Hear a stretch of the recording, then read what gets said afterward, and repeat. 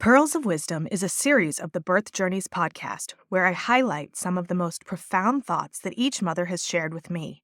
It is so powerful for birthing people to hear from others who have been through the metamorphosis of motherhood, and it is so important for women to have a voice in this process. In almost every episode of the Birth Journeys podcast, I ask my guests the following question. If you could go back and talk to yourself before your pregnancy journey started, what message would you want to tell yourself? In this episode, I have compiled the answers that each guest has given to this question. Please enjoy these pearls of wisdom. Neri Life Choma.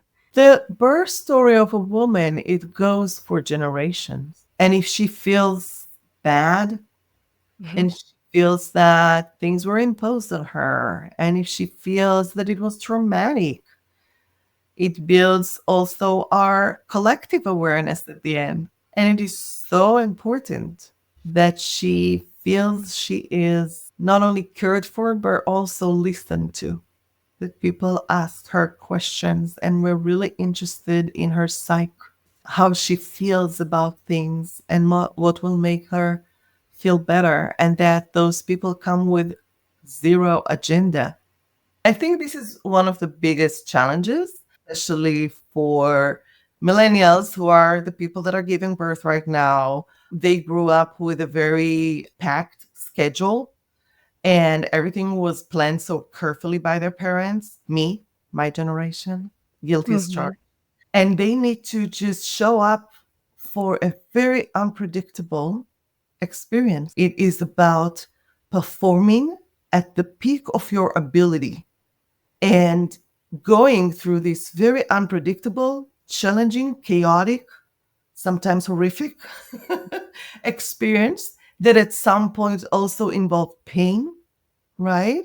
And is taking you totally out of your comfort zone. And sometimes I want to say, just talking to them about natural birth, the concept is a little bit deceiving. Yes, it is in our nature to give birth vaginally. However, the experience of going through vaginal birth for a modern woman is not natural. It's not part of her everyday life. And in this respect, it's not natural. And it's funny that we were talking about natural birth and we were talking about the natural birth movement. And at the same time, we were all using the metaphor that childbirth is like a marathon run. Well, do you think running a marathon is natural to anyone? It is so not natural. You need to emotionally, mentally, physically prepare for this run. And in this respect, just telling our students and our clients, your body was designed for it. It's natural for your body. I must tell you, in the last 10 years, I feel that it is deceiving. Maya Miller. I'm wondering if there is something that you would want to tell yourself just because it's helpful for new moms that are starting their journey to hear what people wish they'd known. Yeah, I mean, for me, didn't have anybody in my life that had a positive birth story. So with every movie that I watched, Knocked Up, there's screaming in pain, purple pushing, sweating, swearing at your partner, you did this to me, and then all of the traumatic births that my friends have had, and also how awful their postpartum was because they didn't do the work that they needed to ahead of time in order to have a healthy pregnancy, like balancing minerals, like a spore-based probiotic, prebiotics, like all of these things, reducing stress. Really didn't touch on some of that stuff, but it's like so important. So I had this negative perception of the childbirth. And that was probably one of the reasons I prolonged it so long, because I was terrified. I had this very logical fear of birth because of my experience in the medical system, the stories that were seeded by my friends and family. And I wish that I had access to some of this information earlier, because then I would understand that like my body was born to do this. And it's the most rewarding thing I've ever done in my entire life. And maybe I wouldn't be 45 dang years old, trying to keep up with the 5-month-old and wanting to have additional children with my husband. Devin Garcia, if you could go back and talk to yourself, what would you want to say to yourself? First of all, I would like to say to try to be in the moment and not have anxiety about what's going to happen, because who knows? You don't even know what's going to happen in the next moment, right? So to just enjoy the moment you're in. It's such a special time to be with your baby and to have a little baby growing inside of you. Stop thinking forward and just live in the moment would be the number one thing. And I would have loved to have tried a water birth, but being induced, that wasn't going to happen. So I would have said to myself, it's great to have a birth plan. And I did, but also keep an open mind so you don't get annoyed at other stuff that's going on. Because on top of everything, you don't need to be feeling annoyed. And that having an epidural is a tool. My midwife said that to me. She's like, it's not a failure. It's not an easy way out. It's just a tool to help get the baby in your arms. So I would definitely keep that in mind going forward, because I wanted to try unmedicated, and then because I couldn't, a little bit of me felt like a failure, but it wasn't like we were talking about. I was so tensed up, like who knows what would have happened if I was stubborn and just tense the whole time. I pushed for only 15 minutes. That was great. And maybe that would have been 2 hours if I was really tense. Well, also, and I think people forget that labor isn't just that period of time where you get your epidural and you push. You went from 9 o'clock in the morning to about 8 o'clock at night. Yeah, like 9 to 9, basically. Got your epidural. Yeah. Yeah, that's a really long time to not have an epidural. You did a lot of the hard work then. And you prepared also physically by doing the yoga poses to get the baby in the right position. So you really did a lot of work before you got your epidural. The epidural, like you said, was a tool that got you over that one little hump. Yeah. And I know a lot of people want to try without. And if you can do it, that is amazing. You're a warrior. You're great. But if you can't, definitely don't feel like a failure, because if your baby is in your arms, that's really all that matters. Kiona Nessenbaum, if you could go back and talk to yourself before you got pregnant that first time, what would you want to say? I would say trust your gut and your intuition, because even though I was young, I still knew what I wanted and I still knew what I was capable of, regardless of everybody around me telling me otherwise.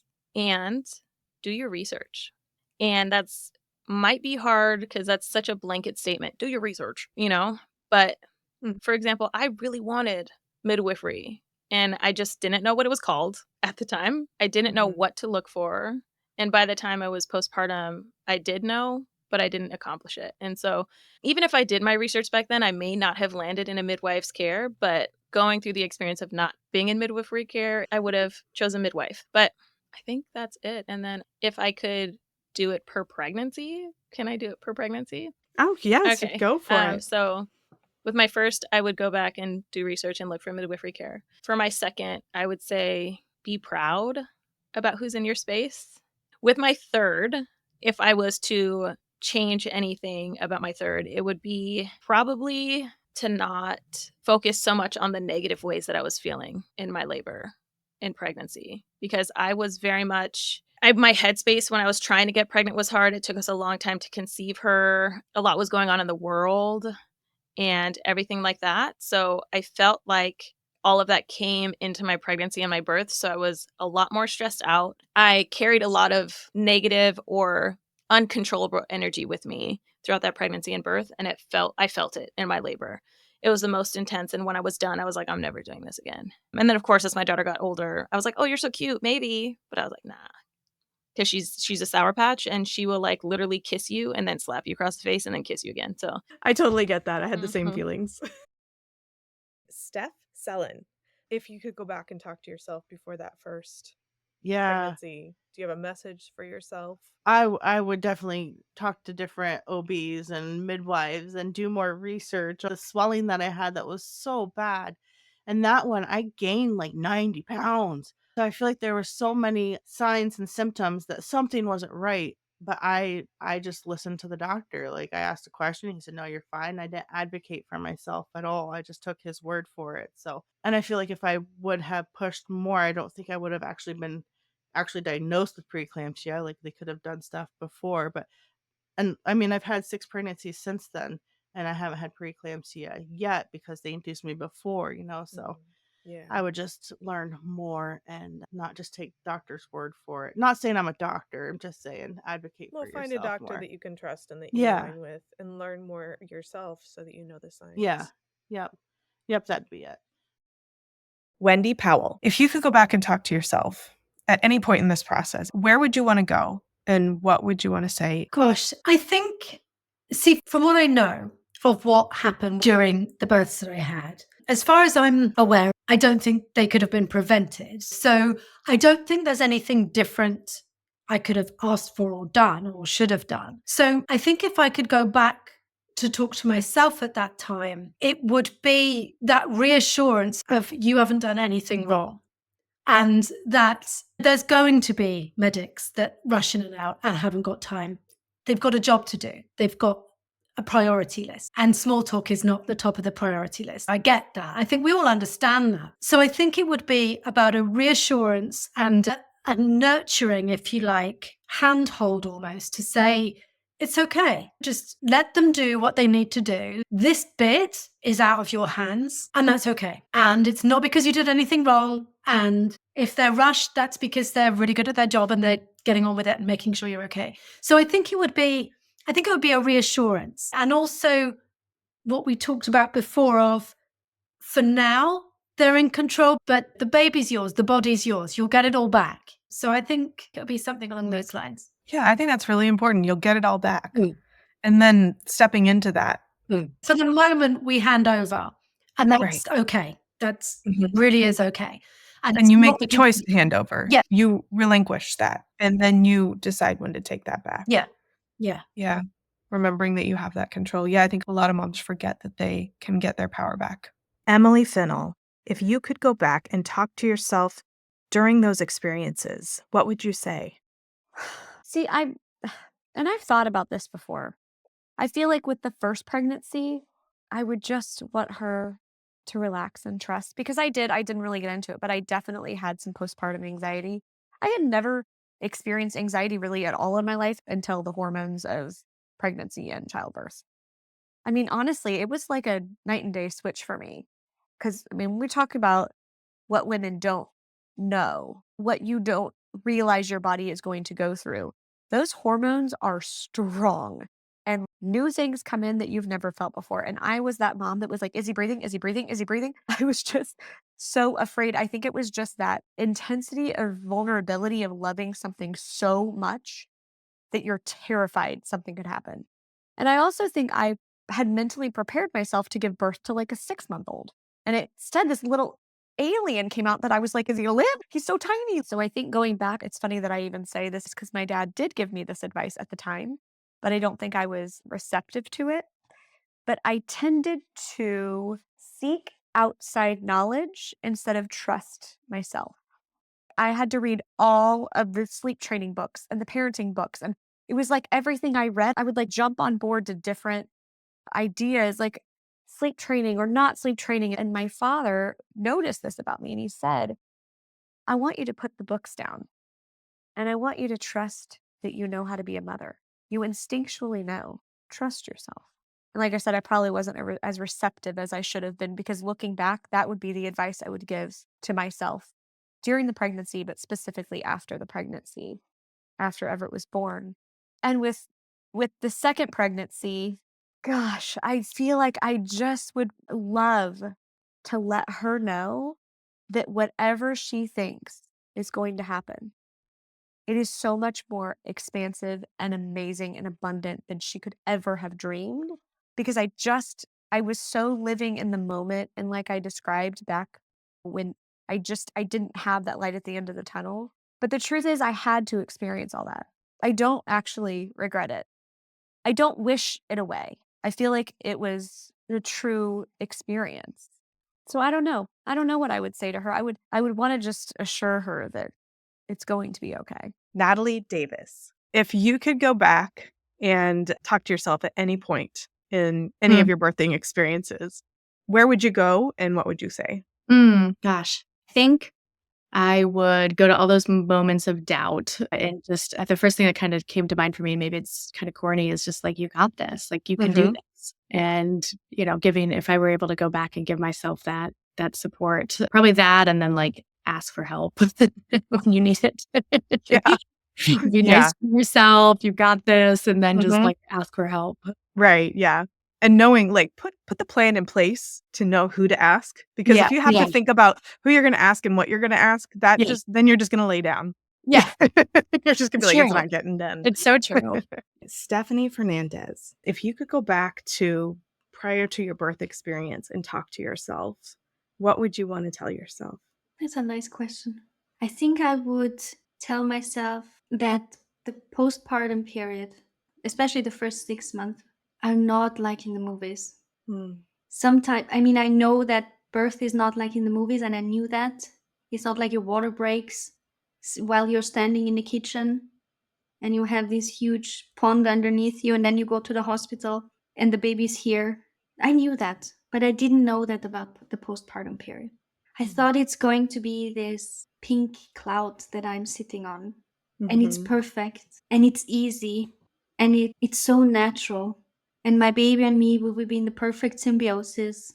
And I will be this mom that prepares homemade meals. And it was such an unrealistic expectation of what I thought it was going to be. I wish I could go back and tell myself, however this is going to be, it's just fine. It's just right. Yeah. You don't need to do anything. You don't have to look anything particular, and your child doesn't have to do anything particular.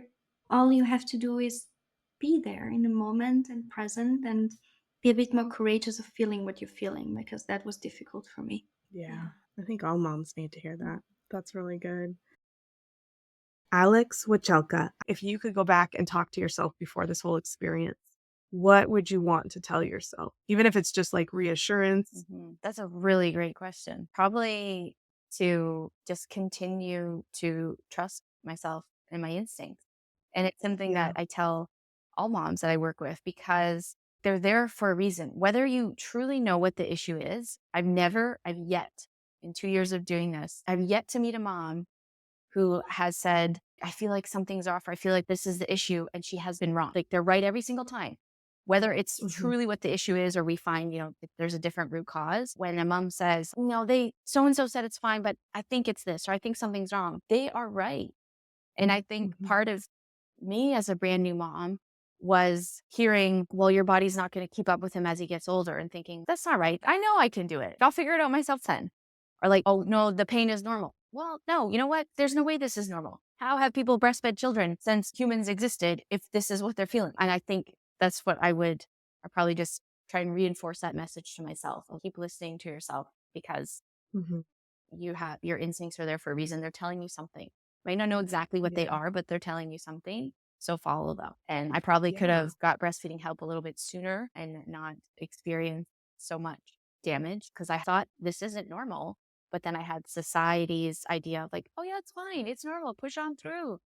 Let them toughen up. Like, all this misinformation. I was like, okay, it drowned out what I truly felt inside was, this can't be normal. So I would just reinforce that to myself. Well, and I feel like we medicalize everything nowadays. And there is this innate ability to birth and feed a baby that just needs to be supported. And, I'm a nurse and I do medical interventions, and I'm grateful for them when they're needed. But there's a lot that can just go ahead and happen a lot of the time. And having to push formula on someone that doesn't want it. Now, if somebody wants formula, perfect. If that's how you want to feed your baby, good. That's there for you. But if somebody wants to breastfeed, it's equally important to have that support. Bridget Panetta, what point would you want to go meet yourself, and what would you say? Oh, this is good. It's tough, because I want to say to the pre-mum, just drop expectation. Don't try and be perfect. It's not going to work. Like, you need to love your flaws and know that you're going to have a lot of them soon. I think that would set me up the best, because I thought I had everything perfect. Even just becoming pregnant, like I've had previous partners and things, but I just knew they weren't the right one. I knew I never wanted to have a child with them. Like, it just didn't feel right. And then I met James and I just knew straight away. And so I felt like everything I did was right. You know, I waited, I did the right thing. I made sure that we were, you know, financially in the right position. I had done things in my career that I was proud of and I was ready to move on to the next stage. But literally everything got ripped from under me. So just telling that person nothing's ever perfect and you can't expect just because you think you've ticked all these boxes that the universe is going to just give you this easy run. Things are going to be tough and you need to be able to accept that just because you think it should be like this, it's not always going to be the way you want it to be. That would be to the pre-baby Bridget. And then I think when I was in the thick of it, it would just be look after yourself, love yourself and look after yourself. And that's all you can do. You can't worry about everyone else, anything else. Just love that version of you. Dr. Michelle Gerby. I've had friends who've had births in other countries and they're like, oh yeah, well, a nurse comes to your house and there's community lactation support and free clinics and we send doulas and, you know, it's just our system is not set up for that, you know, and it's like I feel like the baby has the pediatrician. If they're gaining okay and meeting their milestones, then they're fine. And then mom's cut loose after 6 weeks. And that's when I think most of those things just start snowballing. Well, and they just don't know who to go to. Yeah, that's where my doubt came in because people that I respected were telling me that everything was fine. I'm like, okay, well, maybe it's just me. So I just discounted or we say what I was it's thinking. normal. Yeah, we say it's normal, but I always say just because it's common doesn't mean it's normal. You know, how many women, you know, are like, I still feel a lot of pelvic heaviness or fullness, or I'm having hemorrhoids. And we're like, oh, it's normal. I'm like, no, it's common. It's common. It's not normal. And there's actually stuff that you can do to treat it. So many things that we tell postpartum women in their own bodies, carpal tunnel, nerve pain, chronic headaches. Oh, it's just common. You just had a baby, severe low back pain. Well, it's normal. It's normal. It's like, no, it's common. And it's actually super treatable. It's really actionable. There's a ton of things you can do for free at home, you know, but you just need the information. Elise Nicole Kirkpatrick, what point would you go to and what would you say to yourself? That is a powerful question. So I think looking back, the hardest point in my motherhood journey was when I thought I was losing my family unit, going through separation and becoming a single mom. And that's actually where I started to source all of this worthiness work. That's where it was born out of, right? Because what I didn't share with you here is that I had a lot of anxiety and panic attacks and stuff when that was happening. And back then, if I could go back and tell me something, I would say, know yourself. Get clear with who you are and what you desire, because that way you'll know where to focus and you'll be able to be super present with your children, super present with your family. No matter what the outside circumstances are, you know that you always have that love within you for yourself, for your vision of who you desire to be, the kind of mother you desire to be. And that's like the elixir for being a mama, is knowing who you desire to be. And then from that place, you can act intentionally as if you are that mom now. And then that closes the gap. So I think I had a long time there where I lost myself. And looking back, I was absolutely an incredible mother. But I felt in that time that I had lost that like sweet, gentle, playful mama that I had always been. But had I just had someone just whisper into my ear, just recalibrate, know yourself, restore, have a renaissance of who you desire to be, I probably would have been able to pull myself out of that a lot sooner. Jenna Hodge, if you could go back and talk to yourself, what would you want to tell yourself? What message do you wish that you had going back to that first pregnancy, delivery, and motherhood experience? A couple things, the control thing for sure. Yeah. I think that's just life. Right. But obviously it's really big in marriage and in motherhood. Those two are obviously big factors. And then also the season thing. It will not be this bad forever. Your child will sleep. You will sleep. They will not cry forever. then they'll start talking back at you. They'll start That's my biggest tip to all moms, and I guess would apply to if I could talk to myself, was to accept the season that you're in. And like I said, emphasis on season, because very few things in life are permanent. I mean, very few things. And stop trying to control what you can't control, but figure out what can you control in that season.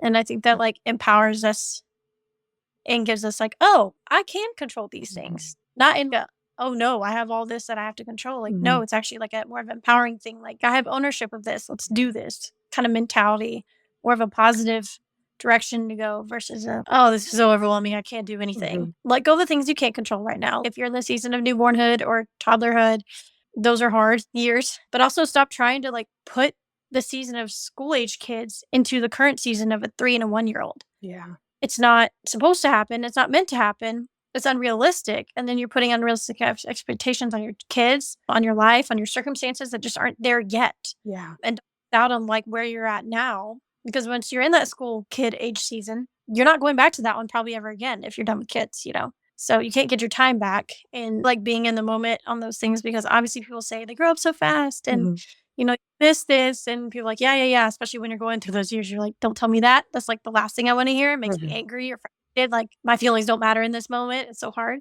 But I mean, how many of us do this where we like lay in bed after they go to bed and like scroll through pictures of them on our phone? And like, oh my God, they were so like, so your husband, like, remember when they said this when they were so little? That was like a year ago.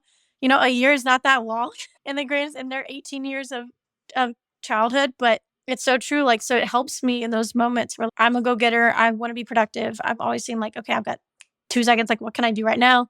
And I have to stop myself when I'm in the moment with them to just be in it with them sometimes. The other day we were my husband and I were looking at our 2-year-old while he was eating. He's like, I just love watching when he eats. It's so cute. You know, just like those little moments like that. I'm like, I know. And if we're so busy doing all these things or trying to rush into the next season, we miss those times that we cannot get back, especially if you don't document it. All you have is your memory.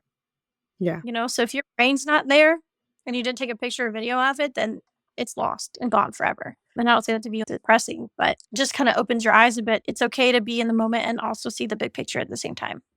Amy, Suzanne, if you could just imagine going back in time and talking to yourself, where would you go in time and what would you want to tell yourself?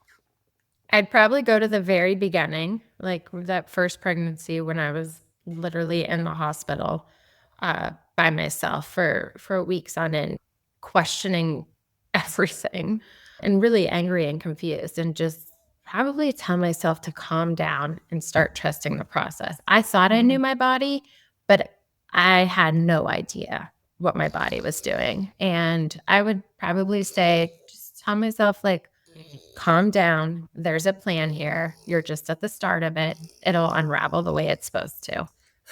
Yeah. I mean, I feel like that's relevant for all moms, right? We just kind of like get into this beginning stages of motherhood and you're like, oh my God, what have I done? But it becomes so expansive. And you're like, wow. Yeah, exactly.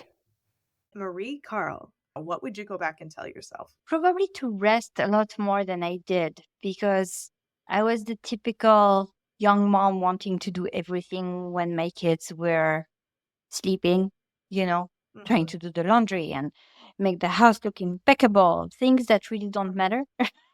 Because who cares? Really, who cares? Yeah. You're going to be a lot more efficient, a lot more fun, a lot more pleasant for anyone in your environment if you're rested. Yeah, absolutely. So who cares if it's a little bit dirty, you know? It really doesn't matter. So that sleep when the baby sleeps.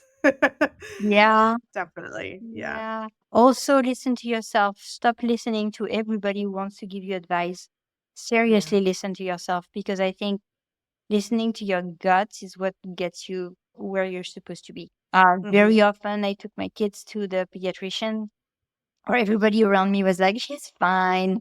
And then there was really something going on, you know, because I could feel it right here. And I was like, there is something. I think a lot of people tend to give advice and they're not always welcome and they're not always true.